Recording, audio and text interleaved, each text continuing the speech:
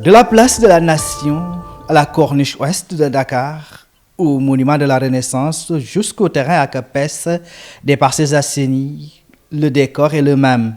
Une liesse accompagne chaque sortie des Lions de la Teranga. Ses supporters veulent soutenir avec ferveur les Lions.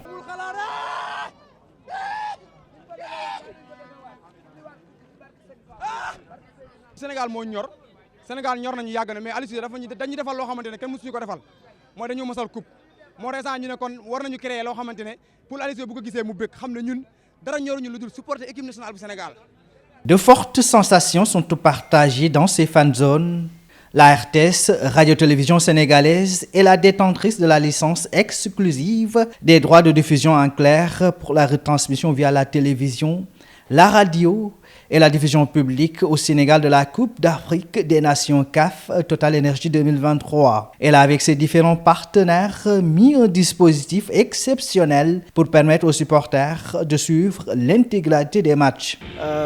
Il est important que le public sente que la CAN a démarré, sente que la Coupe d'Afrique des Nations est en train de se jouer avec le Sénégal et au Sénégal aussi, bien sûr.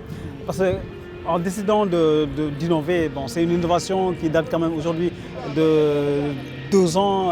Même à la dernière Coupe du Monde, on a eu des fan zones pour accompagner justement le public.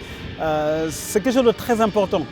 Parce que dans un match de football, on a besoin de sentir la passion, de sentir l'ambiance du stade. Et à travers les fan zones, on essaie de recréer l'ambiance du stade, ici, à Dakar, notamment à la place de la Nation.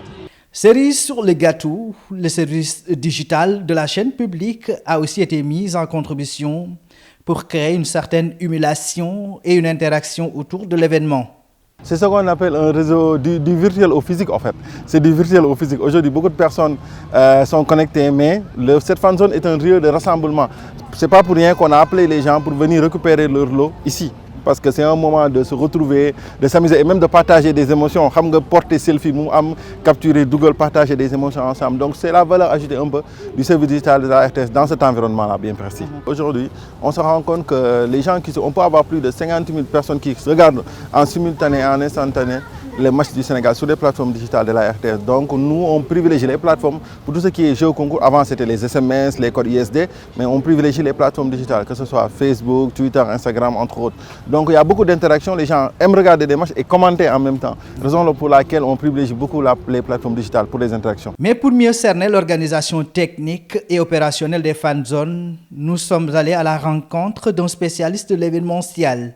Moustapha Diop à l'état civil, le patron de 37.5 Show Events, est parmi les maîtres d'œuvre de cette innovation. L'État a fait que toutes les populations puissent accéder aux fan zones en payant directement à des prestataires la mise en place de toutes les fan zones au Sénégal dans les 46 départements et même au-delà. Alors, maintenant, il y a ce qu'on appelle les fan zones privées. Il y a les fan zones qui sont donc fournies par l'État et les fan zones officielles qui sont ici la place de l'Obélisque, parcelle à Capes, monument de la Renaissance et le rond-point université sur la Corniche. Ce sont les fan zones dits officielles où nous regroupons un peu tous les partenaires qui ont participé à l'accompagnement du projet. Il y a les autres fan zones que nous installons dans les 46, les 45, on va dire, autres départements, même 46, parce que nous allons jusque dans Parcelles, il y en a d'autres qui ne sont pas forcément des fan zones officielles.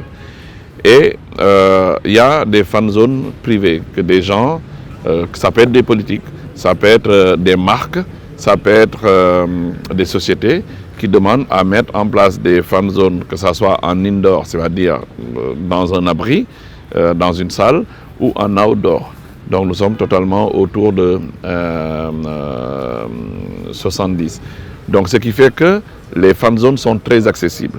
Maintenant, ce qui est dit être une fan zone privée peut tourner autour de 15 millions entre clé à main. On fait tout. Le signal, l'autorisation en fait pour avoir le signal, l'écran, le son, les techniciens, leur hébergement, de manière générale, tout est compris. Au Sénégal, les fan zones constituent des lieux ou des moments privilégiés par les supporters Ces Sénégalais rêvent de voir les Lions du Sénégal champions en titre de la Coupe d'Afrique des Nations. Répétez l'exploit d'une victoire à Abidjan.